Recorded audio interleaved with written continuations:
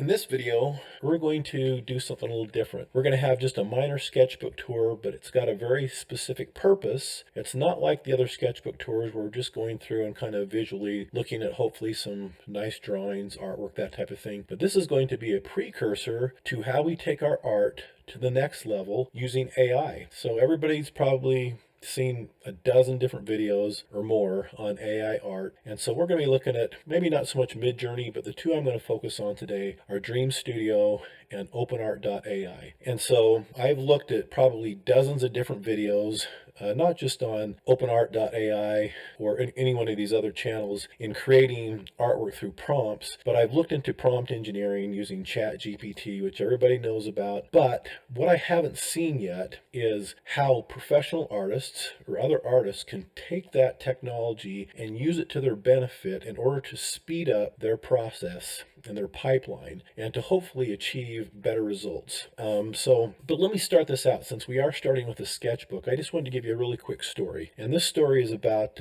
actually my instructor's professor when he was in school. So this guy's name is Don Putman. He used to be an instructor at Art Center back in the day, and I did like a lot of Western paintings, this type of thing. But the guy was just absolutely prolific in the amount of work that he could create. And I recall that my instructor had taken a group of students down to his studio in California, went in there to talk to him as they were on a student tour or whatnot. As they walked in there and they're listening to him, one of the students commented, he looked around and he saw, there's props everywhere, paintings laying against the ground, rags here, garbage here. He's like, how on earth can you paint in this studio? It's so filthy. And Don Putman looked at the student, hawked up a big loogie and spit it across the floor. He says, if I've got a choice between cleaning this studio and painting, I'm going to pick painting every time.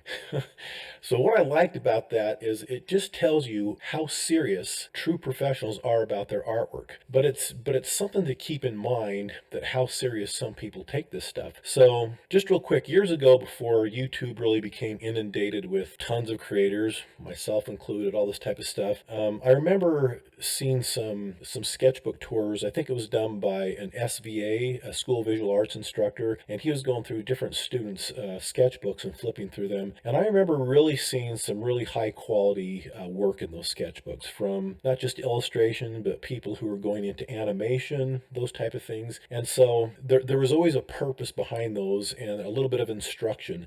And so as I embarked on making YouTube videos, and I've mentioned this in probably a couple other videos, and I will continue to mention it, is because I will do sketchbook tours, and I have done sketchbook tours where the purpose is just to kind of show people the artwork you're doing, and hopefully they like that artwork and so forth. But I wanted it to be a learning experience for somebody to be able to walk away and actually to take some of that knowledge and to become a better artist. And so what that entails, and trust me, we're going to come full circle on this, so I'll get into the AI. So I just want to I don't want to go too far off in the weeds here. But as I started to see these sketchbook tours online, I would see some of these YouTubers with hundreds of thousands, and even in the millions of subscribers to their channel, and I realized that a lot of them were maybe geared towards kids or maybe just more craft type of things. But I saw enough of them and what they were doing and the information they were putting out as very, I don't want to say it fraudulent, because it's not fraudulent, it's just uninformed. So you have amateur artists that don't really know what they're doing, but they've got a big following. Now that's okay. I'm not here to tell anybody else what to do, whose garden to tend or anything. But my frustration was that with my instructors, who really weren't illustrators, professional artists, it was so frustrating to see pictures in books maybe that I wanted to accomplish, drawings. I just didn't know how to get there. And so when I saw these YouTubers making videos on, which sketchbook to pick, what media to choose, what techniques to use, all these types of things, and it goes on, it just reminded me of when I was younger. And even in the first days of going to college, as I went through my the prerequisite class before you get into your emphasis. And so you have different teachers who are going to be teaching just kind of the basic classes, basic design, fundamentals, this type of thing. And it was like running in deep sand. It was so frustrating to get anything done, to pair the right type of tools with the right type of paper or canvas, all this type of stuff. And I know that there's so many people in this world that have become frustrated with that art, just fighting the tools, that they give up. And that's really sad, because there's a lot of people who have a lot to offer. And I happen to be one of those people that believe that probably 90% of the population could become competent in art, maybe not a professional, but they can become competent if they have the proclivity to actually sit down and practice, just like they would a piano or a guitar or something else like that. I'm 56 years old. I've gone through tons of sketchbooks. I still have a lot of things to do. I still have a lot of media surfaces that I still want to try. But I wanted to point out a couple of videos in particular. And one of those videos, I saw this person evaluating sketchbooks, and they went through this whole process. They put pencil, marker, colored pencil, this type of stuff on the paper, and then they recommended this sketchbook. In my lifetime, I've only thrown away one sketchbook because it was so awful, and that happened to be the sketchbook, that very same maker. And it was like a blue one, kind of that color, kind of blue with a big XL on it. It was just atrocious, but it didn't matter what media you put on there. And so as I embarked on kind of doing some of these sketchbook tours and making this YouTube channel, that's what I wanted to help people avoid, is to hopefully point them in the right direction, or on the right path at least, so they wouldn't have to relive those experiences that I did that were so frustrating. And that's fighting the mediums. Okay, so I've got this sketchbook here. Little thin sketchbook. We'll go through it. It's really trashy, but there is a method to my madness. And this is what's going to lead to the AI art. And so I want you guys to stick around, because this could literally be alter your path as far as how you're developing your art. At least I hope it's a big benefit to you. And so over the last month, especially during the holidays, me and my oldest son, who happens to be an industrial designer, we sat down and we kind of went through openart.ai. He's kind of focused more on Midjourney, and I've used Dream Studio and so forth, and we've just been kind of prompt engineering, and see what those things would do. But for me, what I wanted to do was to say, this is great. I've been able to generate some of these images. So let me give you an example. John Berkey. John Berkey was a space painter. He painted spaceships. I think it was 1976, 77 King Kong poster, Orca. You remember the original Star Wars poster through this type of thing, but that old Star Wars poster here, let me unlock this phone. That's a John Berkey painting. Okay. And so John Berkey, I loved his stuff. Unfortunately, he passed away, I think about 13 years ago. And so we don't get to see any more of his stuff, but through openart.ai and these other prompt generated art programs with AI, I've been able to generate literally hundreds of pieces that look like they might have been done by John Berkey. And it's been wonderful to see that type of stuff. So I do that for my own enjoyment, to see that type of stuff. But for me personally, and for you guys, you want to be able to take advantage of this AI art and apply it to your work. Because I'll tell you what, in my opinion, I think this is gonna be sending a tsunami of disruption through the entire art industry. Okay.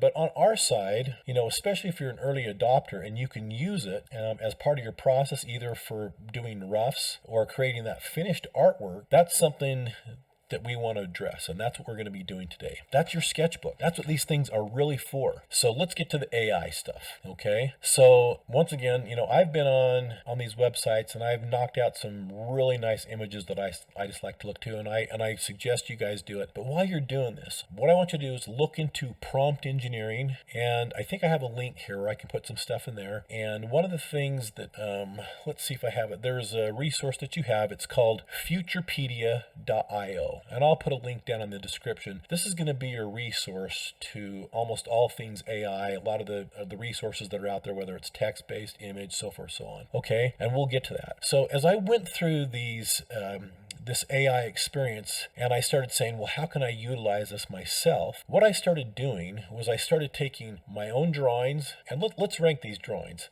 from really rough sketches to finished work. So the finished work would be a 10, the rough sketches down at a 1. And I started taking 1, 2, 3, 4 in that range and started putting them in. And I also started doing even the finished pieces to see if I could get variations of those things. And honestly, I was like, oh my God, I was just blown away away by what it could do. And so it took me probably about 2 weeks to kind of nail down a couple of things that I wanted to do. And again, I didn't want to make artwork that looked like somebody else's. I wanted the artwork to look like mine, but again, how is it going to speed up the process? And that's what we're going to look at too. So speeding up the process is taking that rough work, again, that we're going to be seeing here, and then putting it into that program. And that's what we're going to do. Again, I have not seen anybody put anything like this out there, at least that I've seen. Doesn't mean it's not there. And we're gonna go through some stuff that I think you guys will be fairly surprised at, and that I think will be able to really push your workflow and speed up your work, so you can hopefully generate more images at a higher quality,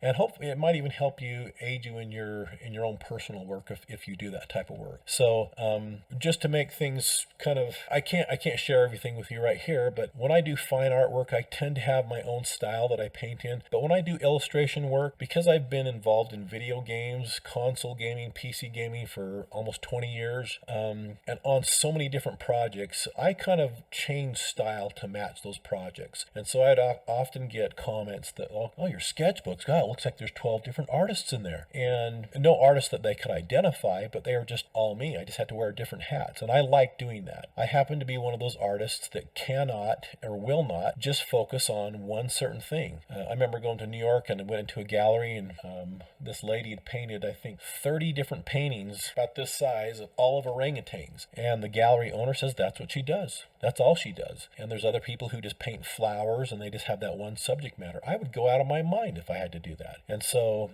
and I'm not taking a shot at any of their stuff. It's just that that repetitiveness, it bores me to death. So what I did, again, using openart.ai and Dream Studio, and that's what we're going to be looking at, is I think I found a way, or at least I've got a toe in, still going to need some refining, to be able to create your work and enhance your work in ways that I just don't think most people understand right. So, and I'm going to make a separate video for this once we get done with this sketchbook that I'm going to go through really quick. Please join me in the next video, and I would just love to get your opinions of what you guys are thinking, how you're currently working, how you're using AI, if you are, and how you plan to use AI in the future. And then if you've gotten any ideas from this video or the next one I do, I'd always love to hear from you guys in the comments, get your thoughts, your feedback, and let's just roll with it, and let's go check this out real quick. So let's take a look at these, and I'm going to relate all this type of stuff to AI art. So I grabbed a couple of these pieces. These were kind of inspired by Ian McCaig, really kind of, not Ian McCaig, excuse me, but what's his name? I'll have to look it up and put it in there later, but it's really kind of fun stuff. This type of work, the AI is not going to see this very well. But if I just take a moment in Photoshop, or if I take some markers and identify where cloth is, maybe different, just different colors, and maybe just give it a titch of form, like I have up here at the gray, that AI, if you've made your prompt correctly on that variations portion, and you'll have to adjust the sliders, and I'll go about and show you guys how to do that, it's going to turn something like this into something pretty much unbelievable that you can't believe. Now, I have tried, and again, I haven't been doing this with Midjourney, or I think the new one's Blue Willow, and some of these other ones, but even if I put full color in the prompt, that AI is not going to look at this artwork and make it into color, because it doesn't know what to make into color. But I will probably do an experiment, and I'll actually take some color markers and I'll go over this to see what it can come up with. So these are just, again, sketchbook, just having fun in my sketchbook. Sometimes I like to put a figure in here, and when I want to design mechanics and just kind of experiment with components, tech, just to do shape exploration and those type of things. And so the figure is just there for me to kind of be my mannequin to decorate. It really has no purpose as far as, storytelling or any other thing. These type of images as well do not do very well with AI. They don't know how to interpret solid blacks and solid whites very well. But once you go in here and you give a little bit of dimension, and again, if I went in here with maybe one or two other values and some colors, it's going to do a bang up job of these, depending on how I put in my prompt. So this is the Hound from Game of Thrones. There's Tyrion. Just really quick, ugly sketches Just some figure sketches to explore here. And I think I was messing around doing some stuff, taking photos. I'm a big Hulk fan, so I always kind of look at stuff and kind of run it through that filter sometimes. So this might be a fun one to actually add some more value to and color and run it through AI. So I don't know if I'll make that for the next video, but these might be used in the future for such a thing. And so if you do see it again, then you can kind of refer back to this video and say, ah, this is where it came from. Just kind of some more fun designing, mechanics, some shapes, a little fun with markers.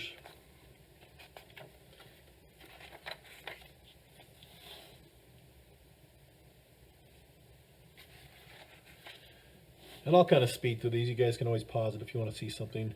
Now this right here, the reason I did these this way is because generally for people who are not very familiar with painting or painting the face, this is not a hard, fast rule, but generally your forehead's more of an ochre color. You've got more warms around your nose, your cheeks, your chin. If you're a man, tend to be more cool colors, gray, because of beard and hair and that type of thing. So it's just kind of a, but you can see I'm still doing it here.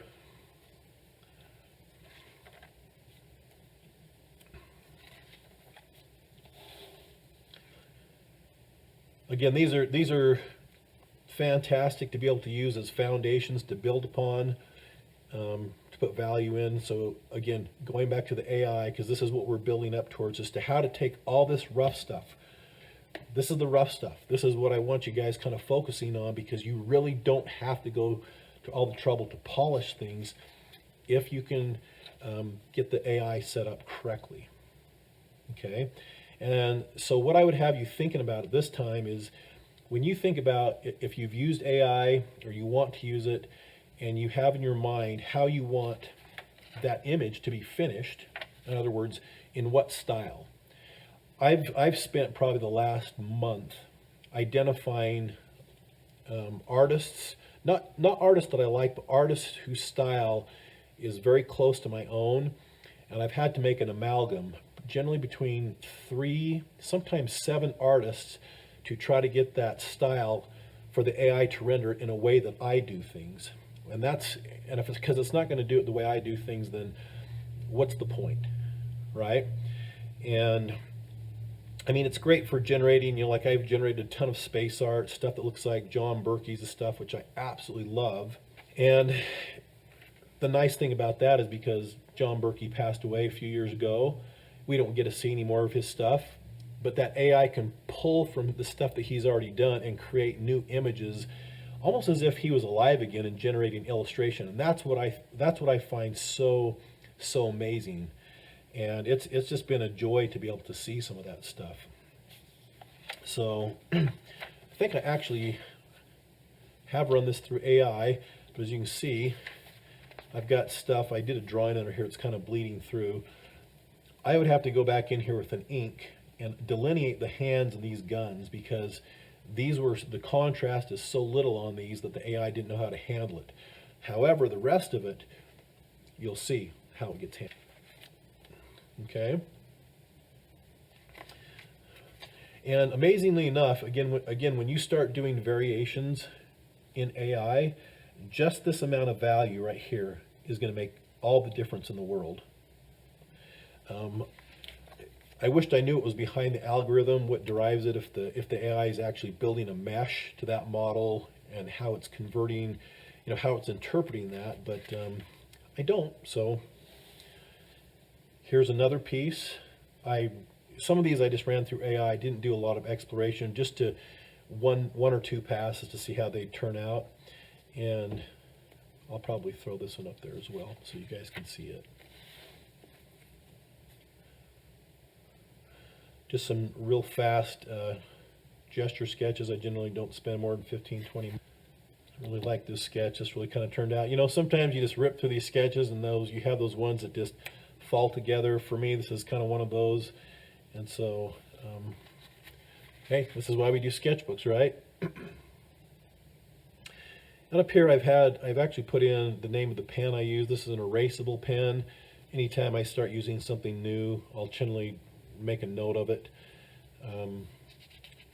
So if I have something successful with it or something really bad, I can kind of identify what that is and either run with it or just throw it aside. A few more.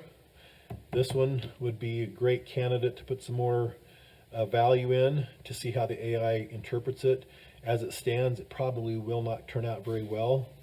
This is Eddie Hall, world strongman one time, British guy. A lot of people have seen him. He was the guy that fought Thor Bjornsson, you know, the mountain from Game of Thrones and that boxing thing they had. But you can see in this sketchbook there's very little polish of anything. And that's okay, because as long as you get the proportions right and the shape right, then it's just you know, legwork doing the rest, if I want to do it. Please join me in the next video, and I would just love to get your opinions of what you guys are thinking, how you're currently working, how you're using AI, if you are, and how you plan to use AI in the future. And then if you've got any ideas from this video or the next one I do, I always love to hear from you guys in the comments, get your thoughts, your feedback, and let's just roll with it. Let's go check this out.